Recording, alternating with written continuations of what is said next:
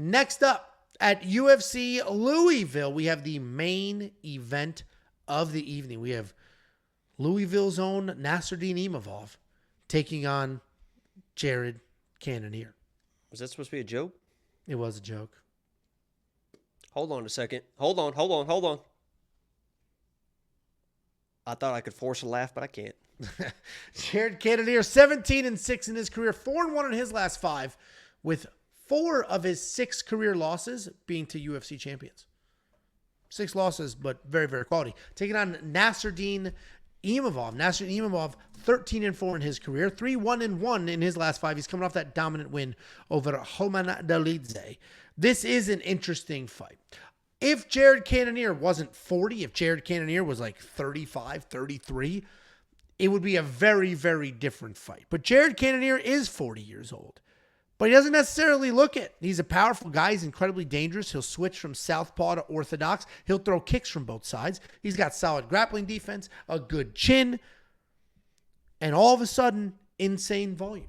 He's coming off of that win over Marvin Vettori, where he just marched forward, shot the takedowns, landed the strikes. He took down Marvin Vettori 4 times. He landed strikes. He moved forward. He's the busiest Jared Cannonier we have ever seen, and I think the best Jared Cannonier we have ever seen. It was more impressive to see him march forward, take down Marvin Vettori, stay in Marvin's face, and beat Marvin up than it is to just see him knock people out instantly.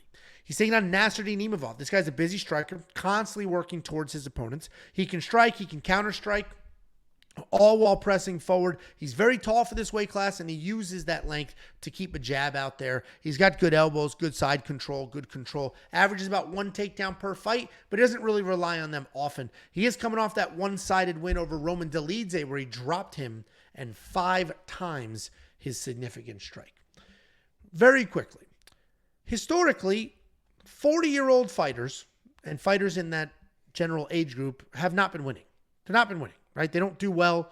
Age, if the only thing you ever did was pick the younger fighter, whether it was by a year or 10 years, if the only thing you ever did was pick the younger fighter, you would be right 65% of the time. That's an actual fact. You said 69?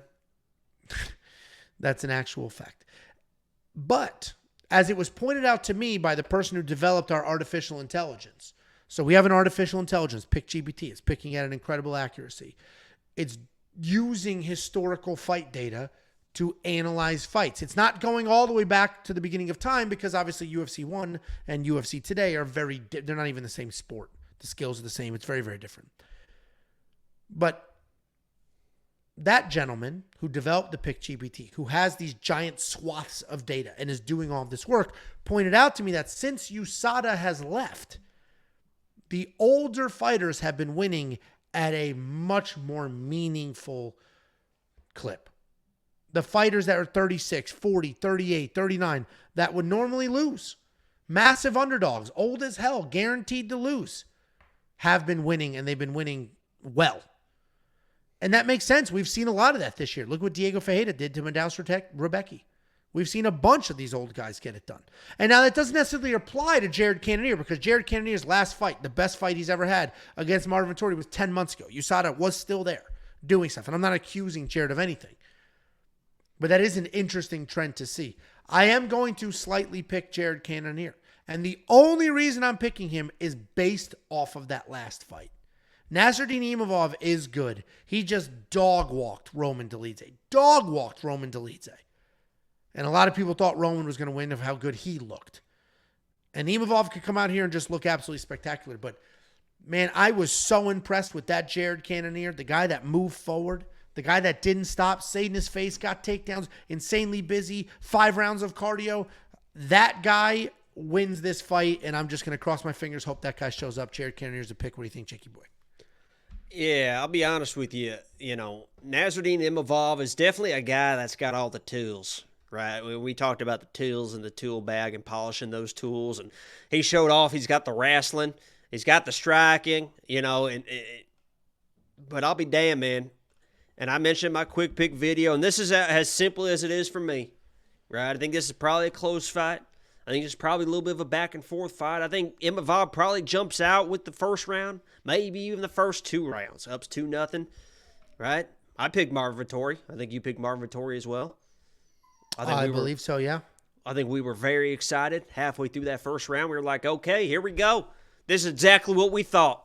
The downfall of Jared Cannonier, because eventually you just can't keep doing it. And that's nothing against Jared Cannonier, right? Eventually you just start getting older, right? Even the best bull riders in the world eventually, they got to give it up. Their back can only take so much. And we thought that was going to be that moment. Marvin Vettori kind of turning the tables on Jared Cannonier, and he was going to ride off into the sunset, and then he flipped that fucking script, and he beat the fucking shit out of Marvin Vettori for 4 other fucking rounds. So I'm telling you this right now. I understand that Imavov's going to come in, and he's going to probably have success early, and he's got the striking, and he might get a takedown or two, and he might go all in to try to get the finish or whatever it is, or pacing. I don't give a fuck. Until I see somebody beat Jared Cannonier across 5 rounds, I'm not picking against him. I'm not betting against him. Who's done it? Izzy. Prime fucking Izzy, right? 3 rounds before that, prime Robert Whittaker, right? I don't give a fuck if this guy's 40 years old. I don't care if he's 45, 50, 55, 65, 75. Until I see him getting beat across 5 fucking rounds in a decision fight, I am not picking against him. I'm not betting against him. I am going with Jared Cannonier to get this done once again against a young prospect. No doubt in my mind that Imavov's probably going to win the first round, maybe the first 2. And then Jared Cannonier is going to use that veteran savvy, as we've seen time and time again, to win this decision yet again. Jared Cannonier is going to get another title shot. And I wouldn't be surprised if he come in, whoever the champ is at the time, and wins that one as well. I think Jared Cannonier is about to make a fucking run. He's going to win this one. I mean, I'm for it. He did just beat Sean Strickland a year and a half ago. I thought Sean won that fight, but the reality is Jared Cannonier didn't freeze up like Paulo Costa just did. And let's be honest, too.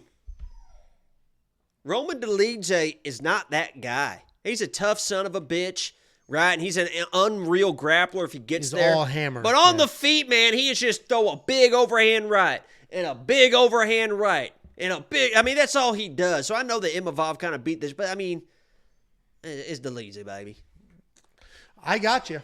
Well, Jakey and I both on the dog here. We're both on Jared Cannonier, and the odds continue to move a little bit.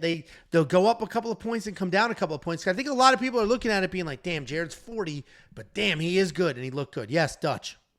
Last point here, and I'll be honest because somebody said Jacob's lock of the week.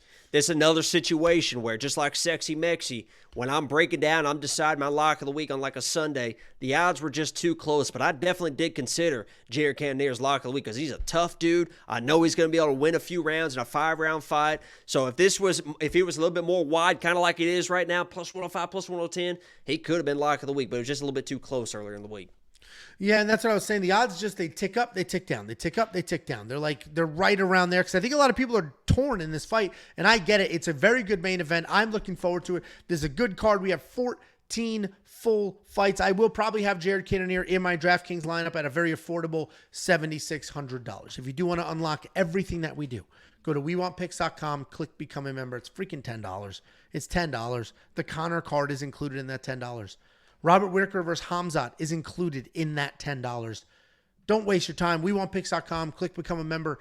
At the top, it's $10 for one entire month. And you're going to get more than just picks and bets. But before we talk about that, let me give you $50. WeWantPicks.com/bets. Sign up with any one of our partners using our links. Make a deposit. We send you $50. It's affiliate marketing. You're going to sign up and use the link. They're going to pay me. They're going to say, here you go, Angelo, thanks for the customer. And I'm going to slice off $50 and send it to you. And I'm going to send it to you real money. Cash App, PayPal, Venmo. Not like a deposit match or anything like that. Use the links on the site. We'll get you paid. And back to that premium membership, you're going to get tools like the line movement track. You're going to get the detailed data, metrics, and analytics. You're going to get the DraftKings optimizer. You're going to get even more than me and Baby Dutch. You're going to get Artem breaking down everything, not just UFC, and then the Pick GPT giving you the picks, and then developing the betting system based around those picks. And we do have one final super chat, $1.99 from AA. Reyes comeback, Imavov dominates, and Radke finishes. I mean, honestly, all three of those things are possible. I'm not on board with all of them, but every single one of those things could possibly happen. And then we had a comment from Chase. It's so hard to lock in and study when Jacob acts like a clown every 30 seconds. Sucks, man. I'm an hour behind, but I just have to say something. It was every 2 seconds. Hey, you can go watch Angelo talk to himself for an hour if you want to, right? You can listen to myself, talk to myself for a half an hour if you want to. I don't give a fuck, Chase, right? Also, he said study. If Chase was a premium member, he would have access to this data. All of this data. What better way to study than this data? We also have raw notes and information and more. Guys, that is the breakdown. Thank you for hanging out. WeWantPicks.com. Click Become a Member at the top. It is only $10 for an entire month. Any last words? Any last words, Jakey boy? Settle in, Angelo, because this is going to be long. This is going to be hard. No, I'm not sitting here for 10 minutes for some bullshit song. I've got something very important. Okay. Have a good night, guys.